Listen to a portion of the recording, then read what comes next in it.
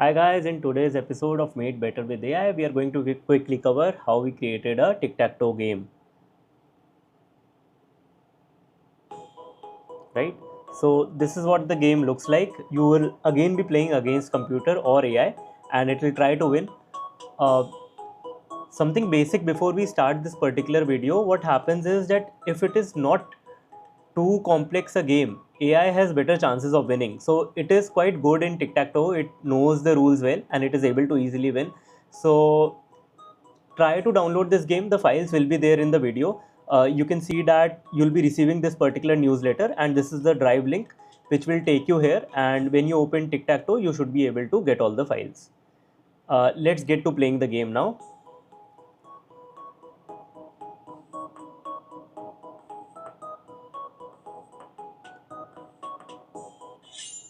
So it's a draw. We'll reset the game and try again.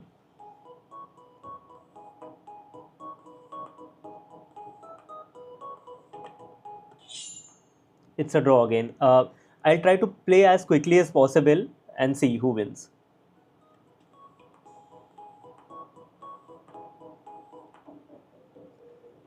So computer won.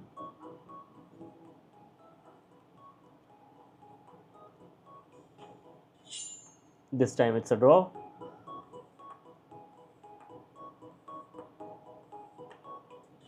Right. So it's quite fun. You can play this game against AI. We'll go into what made this particular game work, right? So tic-tac-toe game mechanics are very basic. There isn't a lot that is at play here. So we tell that the player uses X and the AI opponent has O. So this will always be the case. You always get X. You can prompt it to assign X and O at random between you and the AI. So that can happen. The game is played on a 3x3 grid. So that doesn't change. It is always played on a 3x3 grid.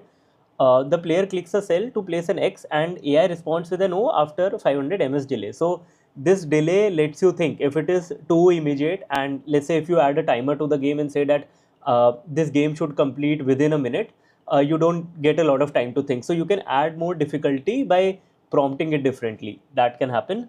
The AI uses Minimax algorithm to make optimal moves. So what Minimax algorithm does is help it make sure that it is taking the right move into consideration. By that what I mean is, uh, to win you make sure that you are blocking what the user is doing and like what the opponent is doing, and you are making sure that you are going to score a point by how you play.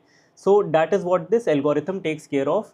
In one of the earlier games we covered different mechanisms for this particular algorithm. What I want you to do is to try to search for it within GPT, like what is a minimax algorithm, explain it to me. So you'll get an understanding like that.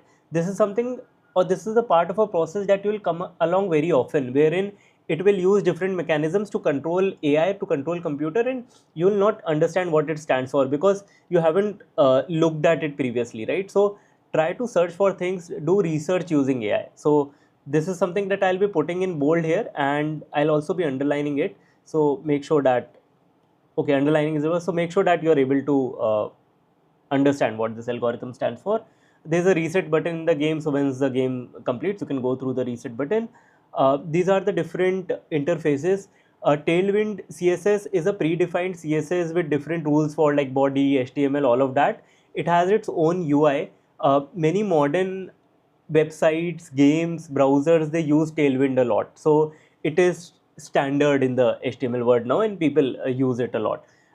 Again, the same thing for Tailwind. You can go ahead, you can research about how Tailwind works, and yeah, make sure that you're researching using GPT so that you're able to use AI tools better. And yeah, that is majorly what makes up this particular game. Even if you're not getting too much into the technical requirements or enhancement and all, don't worry, let AI do the job for you. Just give it the basic initial prompts till the AI features and see how it works for you. I think it should be pretty good. So give it a try, let me know how it was, and yeah, let's wait for the next episode to come out.